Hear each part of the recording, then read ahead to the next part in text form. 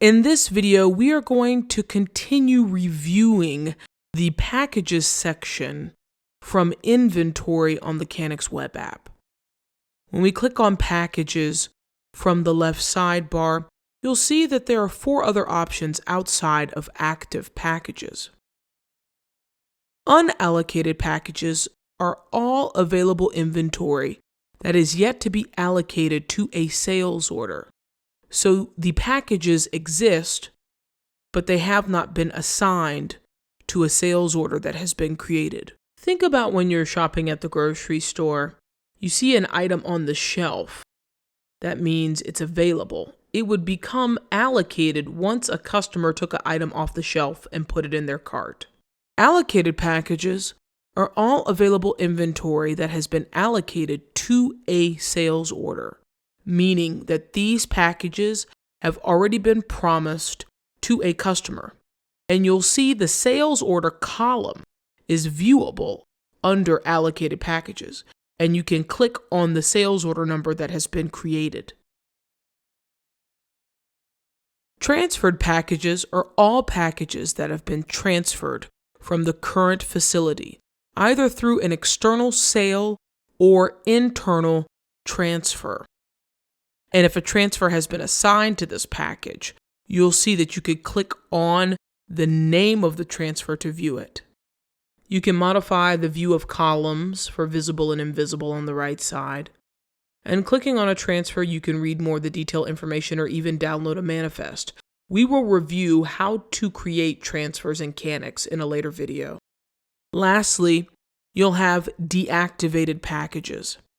Deactivated packages shows your historical record of all packages that have either been exhausted, destroyed, or otherwise deactivated. Now what we're going to do is we're going to go back to our active packages screen. And the next section we're going to review is how to create a sales order.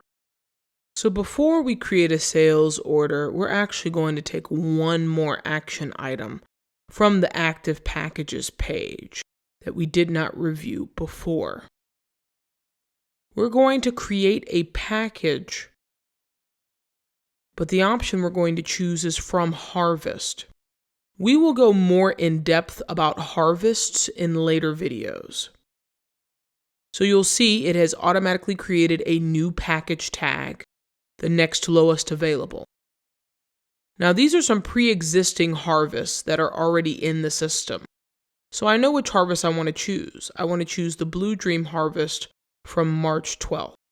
And a good rule of thumb is anytime you have a harvest, you need to put the strain name and the strain date next to it. Item will stick with Blue Dream bulk flour. Location will stick with packaging room. The packaging date is already set. For weight, we're going to do 100 grams.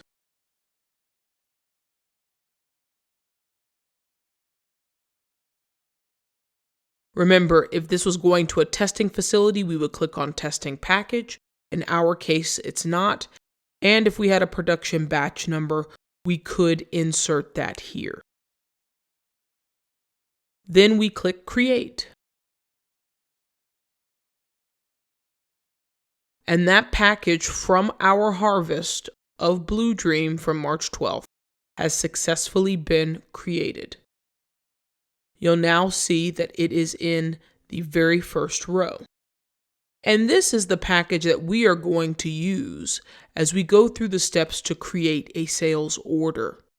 So on the left side, I'm going to click on the checkbox next to this package tag number. And from the actions drop down, we are going to select Create Sales Order. Now, as you can see, there are 3 things we need to fill out to have a successful sales order: customer information, product information, and delivery date. You'll see our Blue Dream bulk flour package here. And right now the unit is displaying in pounds.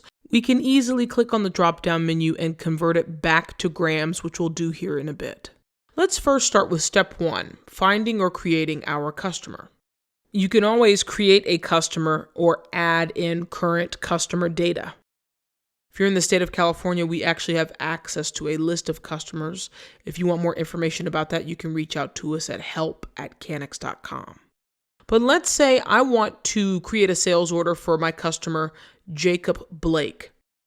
But this is the first time I'm creating a sales order for Jacob in Canix. So we will need to create Jacob Blake as a new customer. We'll go ahead and start with the company name. A good rule of thumb is any row that has an asterisk next to it, it needs to have information filled out. Otherwise, you can consider it optional. Jacob's business is called Jacob Blake Industries. If Jacob has a customer ID, we can fill that in. And their contact name. In our case, it's Jacob Blake. We're going to put in Jacob's business phone number. The best format is to do area code -3 digits -4 digits. If the facility has a license number, which all of them do, you should put that information in here. Remember, you need to have the customer data as detailed as possible. We're going to put in Jacob's email address.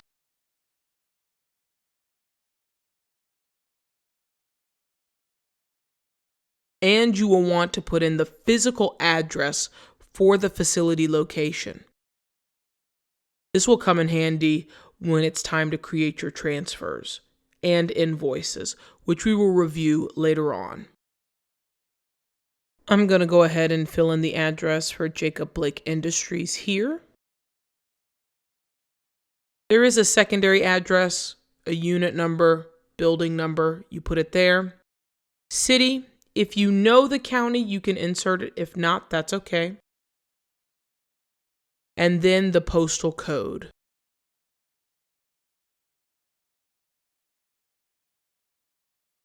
For license expiration date, Jacob's license will expire 1 year from today.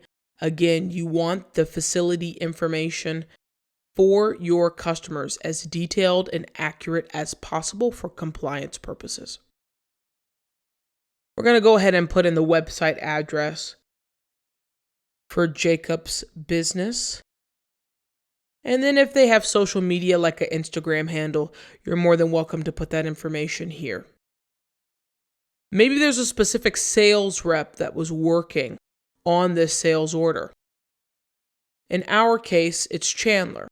So we can put Chandler there. And then if there's any internal notes that's important for us about this customer, we can insert those notes here. In our case, Jacob Blake is a VIP client. Once all of the appropriate information is filled out, you can go ahead and click Create. And as you can see in our customer column on the left side of the screen, Jacob Blake Industries and all of their information has populated. Now, even if I decided to switch customers or create a new customer, if I took Jacob's information away and re-added it, you will see that all the information still populates over. So you don't have to worry about, oh, I have to fill out the information every single time.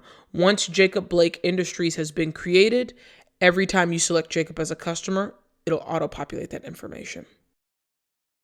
So I'm going to go back over to the item and convert the weight from pounds to grams. So now we can see we have much more product available working in grams. And if I wanted to add a note about this product, I can say converted to grams instead of pounds, easier for me to manage, easier for us to keep track of, gives us a better sense of how much inventory is available.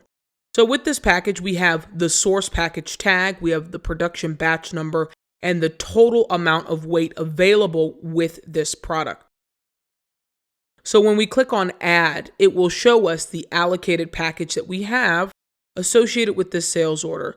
But it also shows us every available package of Blue Dream bulk flour that has not been allocated to a sales order. So if we wanted to use one of those, we could.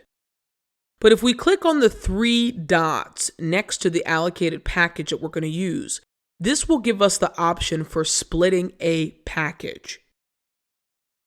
So what we will be able to do is we'll be able to take this one source package of Blue Dream bulk flour weighing at 100 grams, and turn it into multiple individual packages. So when I click on 100 grams, it will give us the update item window where we can fill in this information to break it down. The total package weight is going to be how much weight you're going to have per package. So in our case, we want to have each package weighing 10 grams, which means if we have 100 grams of total weight to use, the maximum amount of packages we could make would be 10. And the cost of goods per package, we would want to be $3.08. We also get a new tag number. You'll see that the source package tag is for the 100 gram total. The new tag number will be the new tag starting for the new individual packages it will make. Should be 10 tags total. Once we click update, you'll see here on the right side, scrolling down, starting from 170 is the first package tag going all the way up to 179. A total of 10 package tags for 10 packages weighing at 10 grams per package of Blue Dream bulk flour, costing $3.08 per package. And when we click submit, all of the packages that we've just created show up. So we need to make sure those are checked off because we want them under the allocated packages section so we can add those 10 unique packages of Blue Dream bulk flour to our sales order. And clicking add, you will now see all 10 packages have been added to the sales order. We'll just go ahead and update the total to 100 grams of Blue Dream bulk flour so that the price updates as well, $308. And the breakdown of each individual package that was split from the original Blue Dream bulk flour source package is in this sales order, showing all of the detailed information. There's also another way to do automatic allocated packages that we will review later in this video. The third thing we've got to fill out is delivery date information. So we'll go ahead and set a date for Tuesday, April the 6th. Maybe in the internal notes, if there's something important that we want to know about the delivery process, we'll just say, hey, this upcoming weekend is a holiday weekend, so there's probably not going to be a lot of shipping or delivering or distributing. So we'll just say holiday weekend, the sales order will be delivered once business resumes. If we wanted to add any type of tax to the order, local tax, state tax, other miscellaneous taxes, we could enable the subtract excise tax from order. For now, we'll just leave this unchecked. Payment terms, you have a variety to choose from. I could select something like net 30, and when I go to due date, it automatically kicks out 30 days from the day of the designated delivery date. But just for this example, I'm going to go back and make the delivery date a little bit closer. I'm going to put it Friday, April 9th. And in the payment notes for payment, we can just say the payment will be due 72 hours from the day of delivery. That way, everyone has the expectations of knowing when this payment should be received. When we go to the price breakdown, anything that's a blue link is clickable, which means you can make a modification or edit to it. So maybe I want to give Jacob Blake a discount for being a VIP client. I could apply a discount to this order. If I had a tax rate that I wanted to apply, maybe something around 5%, I could apply my tax rate to this sales order. If I have any type of delivery fees, any type of delivery surcharges, I can apply an amount to this sales order. And once everything is applied, you'll see that the correct total amount for the sales order will be modified. But we actually have all three sections filled out needed to complete creating a sales order for the first time. We have added our customer information, we have added our products, and we've added a delivery date.